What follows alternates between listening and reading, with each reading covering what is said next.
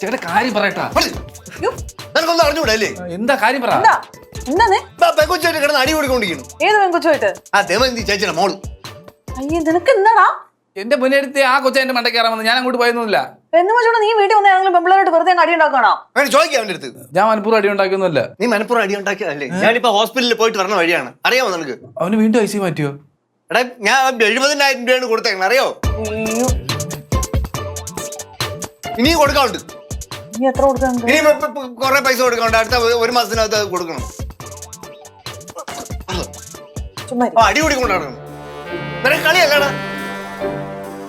Tension അടിക്കാതെ സമയമുണ്ടല്ലോ. 1 മാസത്തിനുള്ളിൽ നമുക്ക് പൈസ കൊടുക്കാം. ആ കൊടുക്കണം. അപ്പൊ അതെങ്ങനെ കണ്ടെത്തും നോക്കിക്കൊണ്ടിരിക്കുമ്പോഴേ വെറുതെ കേട്ടു കേട്ടോ. ഞാൻ കളിക്കണം.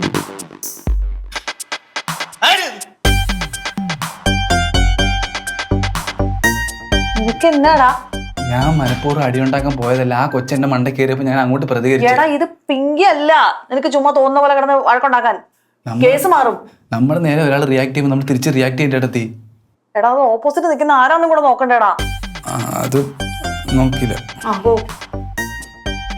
ചേട്ടനടുത്ത് പറഞ്ഞത് എന്നെത്താറങ്ങ് പോയി പറഞ്ഞാ മതി. ഒന്ന് ഒത്തുതീർപ്പാക്കാൻ പറ്റിയ കേസ്. ഇവിടെ നിന്ന് കറങ്ങണ്ട ചെലപ്പോ. അതിനകത്തൊരു 100 രൂപ വെച്ചിട്ടുണ്ടായിരുന്നു. കിട്ടി. ഇതിനകത്താ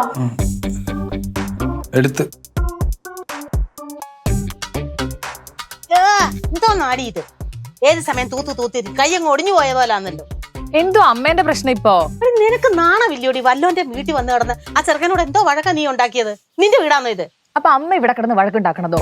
ദേ എന്നെ ചോദ്യം ചെയ്യല്ലേ. രമേന്ദ്രയുടെ കൂട്ടാന്നോ നീ?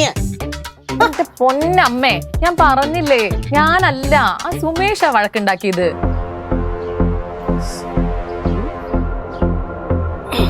അമ്മ എന്താ അമ്മ ആലോചിക്കുന്നേ? അമ്മേ എന്താ ആലോചിക്കുന്നേ? നീ ഇപ്പൊ എന്തുവാ കൊച്ചനെ വിളിച്ചേ? സുമേഷ്. സുമേഷ്. ഇനി മുതലേ നിനക്ക് സുമേഷ് അല്ല, സുമേഷ് ഏട്ടാന്ന് വിളിക്കണം. അമ്മക്ക് എന്താ അമ്മയെ പറ്റിയേ? എടി കൊച്ചേ, MSc കാരിയായിട്ടൊന്നും ഒരു കാര്യവും ഇല്ല. അത് ആലോചിക്കാനുള്ള ബുദ്ധി വേണം. ആ ചെറുക്കൻ ഈ വീട്ടിലെ ഇളയ സന്തതിയാ. പിന്നെ തന്നെയുമല്ല, കല്യാണവും കഴിച്ചിട്ടില്ല. അയ്യേ അമ്മ എന്തു അമ്മ ഈ പറയുന്നേ? അതെ, ഇവിടെ ഉള്ളവര് കാണുമ്പോ ദാരിദ്ര്യം പറയും. പക്ഷെ എന്തുമാത്രം സ്വത്താ ഉള്ളതെന്നറിയാവോ? കൊള്ളാം. ദേ ഇപ്പൊ ഈ വീടും പറമ്പ് തന്നെ നോക്കിയേ. ആർക്കാന്നാ വിചാരം? അവനുള്ളതാ. അതിനിപ്പോ നമുക്ക് എന്താ എന്റെ അമ്മേ? എന്താന്ന്?